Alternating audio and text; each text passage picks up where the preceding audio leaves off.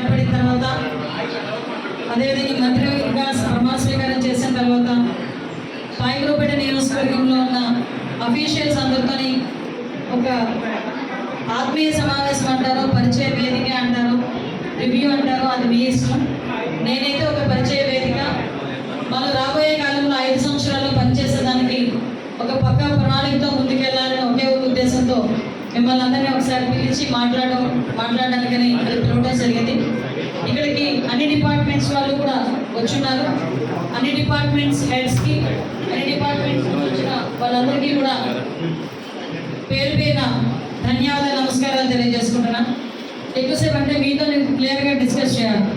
ఎందుకంటే నేను ఏదో రాజకీయంగా మాట్లాడడం కాదు, అలాగని చెప్పి ఉన్న వాస్తవాన్ని దాచిపెడితే అది మేము తప్పవుతుంది. కాబట్టి లాస్ట్ 5 years 2014 నుంచి 19 వరకు నేను కూడా ఇక్కడ ఎమ్మెల్యేగా చేశాను. ఇక్కడ నాతో పాటు పనిచేసిన వాళ్ళు ఇక్కడ చాలామంది ఉన్నారు. So what ever it TDP గవర్నమెంట్లో స్టైల్ ఆఫ్ వర్క్ ఎలా ఉంటుందని మీ అందరికీ కూడా తెలుసు. అట్ ద సేమ్ టైం మొన్న 5 సంవత్సరాలు కూడా మీరు పనిచేస్తున్నారు. ఇక్కడ వర్క్ ఆఫ్ స్టైల్ ఎలా ఉంటుందని కూడా మీకు తెలుసు. కాకపోతే మీకు నేను చెప్పేది ఏంటంటే ఇంతకు ముందులాగా పనిచేస్తాము, ఇంతకు ముందులా మేము ఇంకా అలాగే ప్రవర్తిస్తాము అని అనుకుంటే కనుక నేను ఇందాక మా డిపార్ట్మెంట్ వాళ్ళతో ఎలా చెప్పానో మీకు అలాగే చెప్తున్నాను. ఇక్కడ ఎన్డీఏ గవర్నమెంట్లో పనిచేయాలంటే నాకో లేకపోతే నా పక్కన లీడర్కో పనిచేయమని నేను ఎప్పుడు చెప్పను. మీరు పని చేయాల్సింది ప్రజలకి, మీరు సేవ చేయాల్సింది ప్రజలకి, జీతాలు తీసుకుంటున్నది ప్రజల గురించి. కాబట్టి డెఫినెట్గా మీరందరూ కూడా ప్రజా సంక్షేమం గురించి గవర్నమెంట్కి అనుగుణంగా అభివృద్ధిలోకి ముందుకెళ్ళేటట్టుగా మీరందరూ కూడా నాకు చేయూతనిస్తారని నేను మనస్ఫూర్తిగా కోరుకుంటున్నా. మీరందరూ కూడా ఆ రకంగా పనిచేస్తారని కూడా నేను అనుకుంటున్నాను. పాస్ట్ ఈజ్ పాస్ట్, అయిపోయింది. ఇప్పుడు జరగాల్సిన దాని గురించి ఆలోచించండి. సమస్యకి ఒక వేఅవుట్ ఉంటుంది. వేఅవుట్ లేని సమస్య ఉండదు. వేఅవుట్ లేకపోతే అది సమస్యే కాదు. నాకు తెలిసి ప్రతి సమస్యకు పరిష్కారం ఉంటుంది.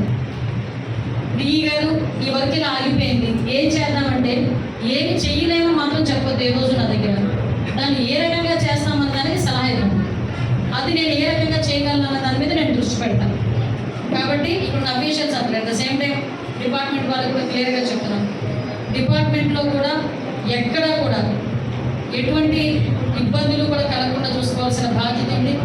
లాండ్ ఆర్డర్ విషయంలోనే కానీ, గాంజాయి విషయంలోనే కానీ, ముఖ్యంగా మీరు మీ అదృష్టం లేకపోతే మీ దురదృష్టం తెలియదు, హోమ్ మినిస్ట్రీ ఉన్న దగ్గర మీరు పనిచేయడం సొంత నియోజకవర్గంలో.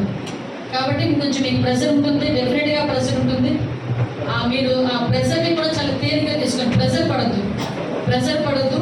కానీ ఇక్కడ ముందు పైలట్ ప్రాజెక్ట్ కింద ఇక్కడే ముందు స్టార్ట్ అవ్వాలి ప్రక్షాళన అనేది. అది అన్ని డిపార్ట్మెంట్స్ ప్రక్షాళన అనేది ఇక్కడ నుంచి జరగాలి. కాబట్టి మీరు అందరూ కూడా నాకు సహకరించండి. ఇది అయిపోయిన తర్వాత ప్రెస్ వాళ్ళందరూ కనుక బయటకు వెళ్తే నేను మా అఫీషియల్స్తో ఒకసారి క్లియర్గా నేను ఒకసారి మాట్లాడుకుంటాను. జరగబోయేది వేరు.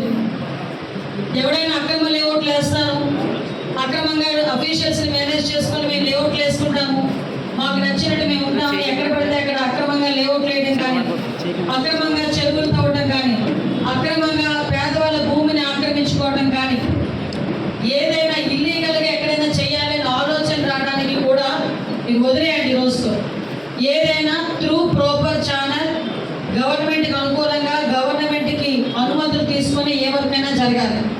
అలా కాదు అని చెప్తే మాత్రం ఎట్టి పరిస్థితుల్లో టాలరేట్ చేసే పరిస్థితి లేదు. మళ్ళా ప్రెస్లో కూడా ఇంకోటి చెప్తున్నా, ముఖ్యంగా ఎవరైనా నా పేరు చెప్పి కానీ ఇల్లు ఇస్తాం డబ్బులు ఇవ్వండి, పెన్షన్ పెడతాం డబ్బులు ఇవ్వండి, లేకపోతే అలా చెప్తాం డబ్బులు ఇవ్వండి అని ఎవరైనా మిమ్మల్ని అడిగినా డైరెక్ట్గా చెప్తున్నా, నేను ఇక్కడ కంప్లైంట్ బాక్స్లు కూడా ఏర్పాటు చేయడానికి సిద్ధపడుతున్నాను. ప్రతి మండలం హెడ్ క్వార్టర్స్లోని ఎంఆర్ఓ ఆఫీస్ దగ్గర, కాంప్లెక్స్ దగ్గర, కాలేజెస్ దగ్గర కంప్లైంట్ బాక్స్ ఏర్పాటు చేస్తాం.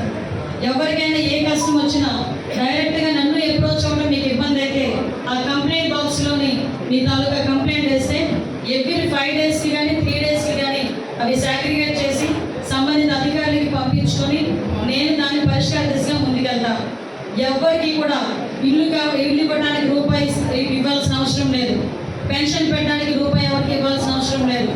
ప్రభుత్వ సంక్షేమ కార్యక్రమాలు మీకు అందజేయడానికి ప్రభుత్వం సిద్ధంగా ఉంది. మీరు మధ్యవర్తులు ఎవరికి కూడా డబ్బులు ఇచ్చి మోసపోకండి. అలాంటి కల్చర్ తెలుగుదేశంలో లేదు. దయచేసి ఈ విషయంలో మీరందరూ కూడా అధికారులు ప్రాంప్ట్గా ఉండాలి, నాయకులు అందరూ కూడా ఈ విషయంలోని ఖచ్చితంగా ఉండాలని మనస్ఫూర్తిగా కోరుకుంటున్నాను.